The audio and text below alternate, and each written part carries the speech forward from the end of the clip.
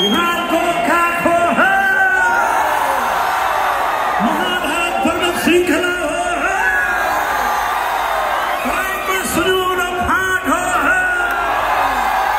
अनि गङ्गा बस्ने देशका मान्छेहरू हो।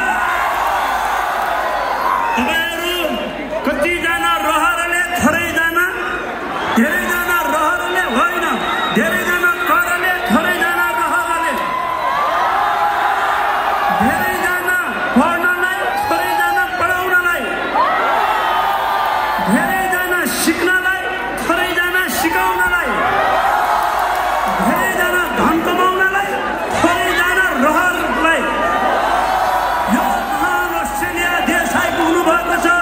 यहाँ बस्दाखेरि यहाँको भाषा, यहाँको मान्छे, यहाँको संस्कार, यहाँको प्रकृति र यहाँको पर्यावरणलाई माया र सम्मान गरिदिनु छ। अनि यहाँ कमाउन आउनु भएको छ, मजाले कमाउनु छ, अनि मजाले अध्ययन गर्नु छ, अनि यहाँको राम्रा राम्रा ठाउँहरू मजाले घुम्नु छ, अनि यहाँ घुमेका, यहाँ देखेका, यहाँ सिकेका चिजहरू लिएर एक दिन आफ्नै देशमा जानुपर्छ। उहाँले यस्तो भनिरहेदाखेरि यो कलिलो अनुहारहरू यहाँ यस्तो देख्दाखेरि यस्तो लाग्यो कि ओहो म कहाँ छु अहिले, म अहिले कहाँ छु भन्ने लागिरहेको छ। तपाईँहरू जसरी हुनुहुन्छ खुसी भएर बस्नु छ,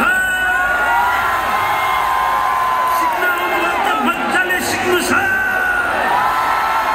यदि घर जान बिर्सिनु भएको छ भने नबिर्सिकन सम्झेर कागज पत्र बनाएर घर फर्किनु होला।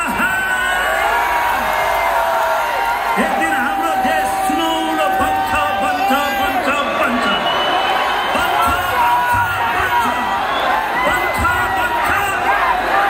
बन्छ बन्छ त्यो हामीले मिलाउनुपर्छ। तपाईँलाई यस्तो भन्नु लाग्दाखेरि मलाई घरको आमाको याद आयो।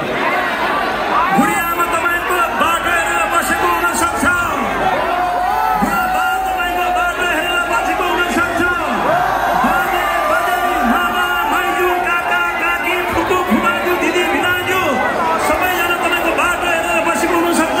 त्यो भएर कागज मिलेको छ भने मिलाउने, यो मिलाएपछि जे पनि मिल्छ, बनाएपछि बन्छ, अनि देश फर्किनु होला।